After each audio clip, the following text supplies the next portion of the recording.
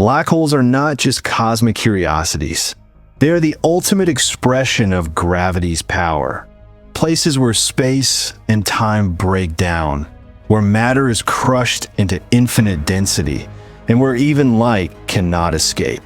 For centuries, they were considered mathematical fantasies, strange solutions to Einstein's equations with no real-world counterpart. But today, we know they are real. We have heard their collisions in gravitational waves. We have seen their shadows. We have measured their mass. And still, they hold secrets we barely understand. What happens when two black holes meet? Not just any two, but giants weighing dozens or hundreds of times the mass of our sun. When they spiral inward, accelerating to half the speed of light, and finally merge, what energy is released?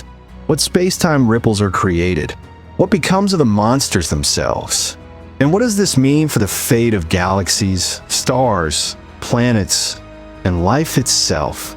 This is not science fiction. This is physics at its most extreme, and is happening right now, somewhere in the dark between the stars.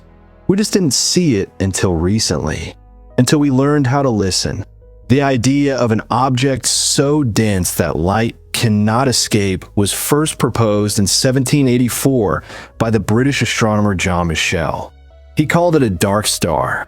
He imagined a body so massive that its escape velocity exceeded the speed of light. At the time, light was thought to behave like particles, and Michell's math worked. But without relativity, his idea remained forgotten. Then came Albert Einstein. In 1915, he published his general theory of relativity, describing gravity not as a force, but as the curvature of space-time caused by mass. Just months later, Carl Schwarzschild found the first exact solution to Einstein's equations, describing a point of infinite density surrounded by an invisible boundary. That boundary became known as the event horizon. The object inside, the black hole. For decades, physicists debated whether such a thing could exist in nature. Was it just a mathematical trick? Could matter really collapse to a singularity? Many, including Einstein himself, believed it was impossible. Nature would find a way to prevent it. But in 1967, physicist John Wheeler coined the term black hole, and the name stuck. Then, in 1971, astronomers detected Cygnus X-1, a powerful source of X-rays orbiting a companion star. The only explanation? A stellar mass black hole pulling gas from its neighbor, heating it to millions of degrees and devouring it. For the first time, we had observational proof. Since then, we have discovered over 1,000 black holes. Some are small, formed from dying stars. Others are monstrous, sitting at the hearts of galaxies. And now, we have witnessed them collide. On May 21st, 2019, the LIGO and Virgo gravitational wave detectors captured a signal unlike any before. It lasted less than 1/10 of a second. But in that brief moment, two black holes merged. One weighed 85 times the mass of the Sun. The other, 66 solar masses. Together, they should have formed a black hole of 151 solar masses. But the final object was only 142. Where did the extra 9 solar masses go? They were converted into energy. Pure, radiant energy carried away by gravitational waves. That energy was equivalent to the total mass of 9 suns, transformed into ripples in space-time. It was the most energetic event ever recorded since the Big Bang. The signal traveled 7 billion years to reach Earth. It left its source when Earth was still young, before multicellular life had evolved. By the time it arrived, humans had built telescopes, had built computers, had built machines sensitive enough to feel the faintest tremor in the fabric of reality. The merger created a new black hole, heavier than either parent, but lighter than the sum, because in the universe, Mass is not conserved. Energy is. And when black holes merge, some mass becomes pure motion. Gravitational waves that stretch and squeeze space itself. This was the first confirmed merger of two black holes, each heavier than 50 solar masses. Before this, scientists doubted such objects could form. Stars above 65 solar masses were thought to explode completely, leaving nothing behind. So how did these giants form? Perhaps through earlier mergers. Perhaps through the collapse of primordial clouds in the early universe. We do not yet know. But this single event changed everything. Black holes don't wander alone. They are born in pairs. Two massive stars, born together, live together, die together. One explodes as a supernova, leaves behind a black hole. The other follows, leaves behind another. Now, two black holes orbit each other, slowly losing energy through gravitational waves. Every orbit they make, they lose a little mass, and every bit lost brings them closer. Over millions of years, they spiral inward. Faster, tighter, hotter. Their orbital speed increases. Their gravitational pull intensifies. And then, the final plunge. In the last few milliseconds, they accelerate to nearly half the speed of light. They twist space-time into knots. They emit more energy in a fraction of a second than all the stars in the observable universe combined. This is not a collision like two ships crashing. It is a merger, a fusion of singularities. 2 points of infinite density become one. The result is a single distorted black hole, vibrating like a bell after being struck.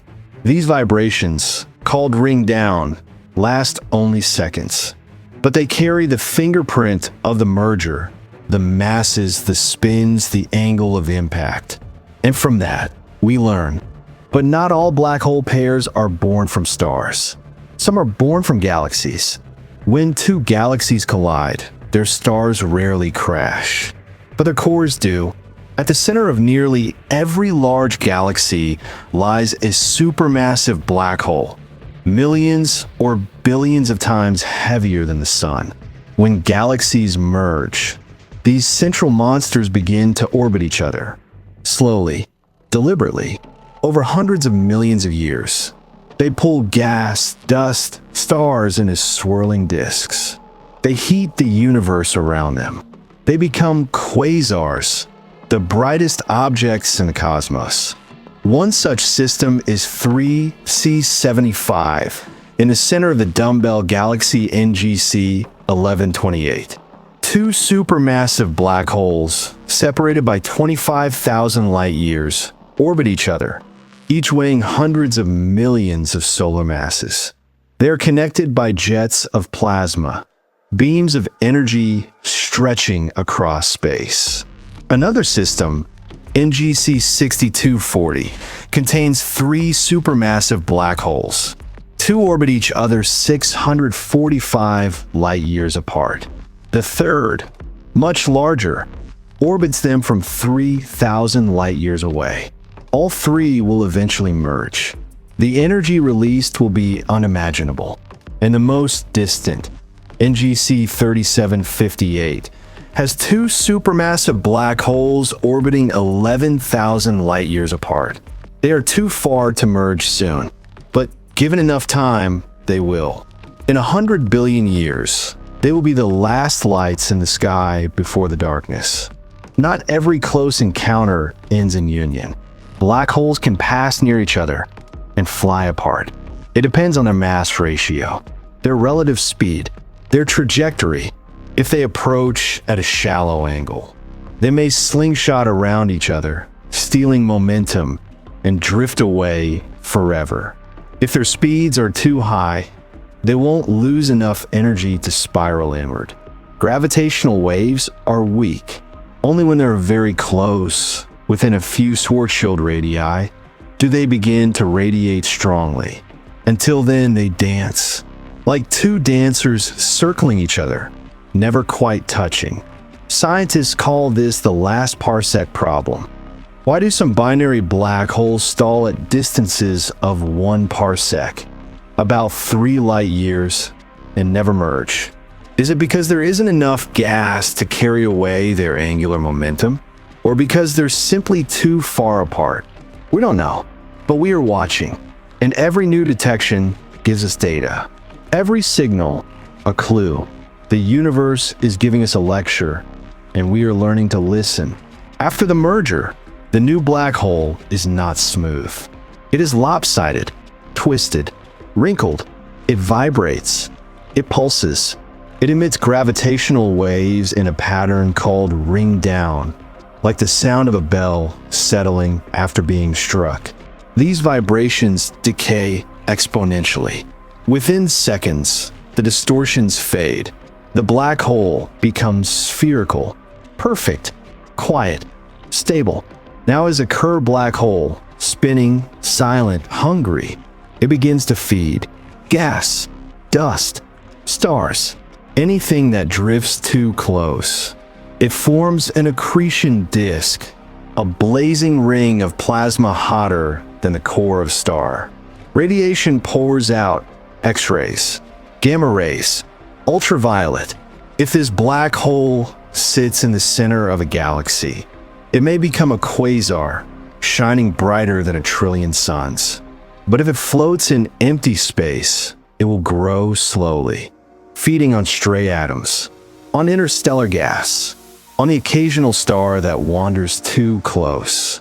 Eventually, it will stop growing, not because it is full, but because there is nothing left to eat. And then, the slow death begins. In 1974, Stephen Hawking made a discovery that shocked the world. Black holes are not eternal. They evaporate, slowly, almost imperceptibly, through quantum effects near the event horizon. Particle-antiparticle pairs pop into existence. One falls in, one escapes. The escaping particle carries energy away. The black hole loses mass. This is Hawking radiation, and it means black holes have temperature. The smaller the black hole, the hotter it is. A black hole with the mass of the sun has a temperature of 60 nanokelvins, colder than deep space. A black hole with the mass of a mountain would be hotter than the sun. A black hole with the mass of a car would explode in a flash of gamma rays. But supermassive black holes, those millions or billions of times heavier than the sun, are colder than the cosmic microwave background. Right now, the universe is warmer than they are, so they absorb more energy than they emit. They grow, but the universe is expanding. The cosmic microwave background is cooling. One day, it will fall below 2.7 Kelvin, below the temperature of even the largest black hole. And then the balance shifts. The black hole begins to lose mass. Faster and faster. As it shrinks, it gets hotter. As it gets hotter, it evaporates faster. It enters a runaway process. The final moments, explosive. In the last second, a black hole weighing 1 billion solar masses releases energy equivalent to 1 billion hydrogen bombs. A flash of light, a burst of radiation, a final scream, and then silence. Let's imagine a timeline. 1 million years from now, 2 black holes, each 50 solar masses, merge. They create a 95 solar mass monster. It glows as a quasar for 10 million years. Then it goes quiet. It feeds on gas, on dust, on the occasional star. It grows to 100 million solar masses. It sits at the center of its galaxy. For 100 billion years, it waits. The stars die. The galaxies drift apart. The universe expands. The cosmic microwave background cools to 0.1 Kelvin. Now, the black hole begins to evaporate. Slowly. At first, a trickle, then a stream, then a flood. In 10 trillion years, it has lost half its mass. In 100 trillion years, it is down to 10 billion solar masses. In 10 quadrillion years, it is down to 1 billion. In a googol years, 10 to the power of 100, it is down to 1 solar mass. Its temperature rises to millions of kelvins. It emits gamma rays, X-rays, visible light. It shines brighter than 1,000 suns. And then, in the final instant, it vanishes. A flash, a pulse, a whisper, no debris, no remnant, just energy spreading into the void. This is the end, not a star, not of a planet, but of a black hole. And when the last one fades, the universe will be truly dead. What if 2 black holes merged, not 7 billion light years away, but inside our own galaxy? Say 1,000 light years from Earth? The gravitational waves would be strong enough to stretch and squeeze our planet. Not enough to tear it apart, but enough to shake it. Tectonic plates would shift. Earthquakes would ripple across continents. Volcanoes would erupt. The magnetosphere would be disturbed. The ozone layer damaged. Solar radiation would flood the surface. Most life on land would die. Marine life might survive in deep trenches, but the biosphere would collapse.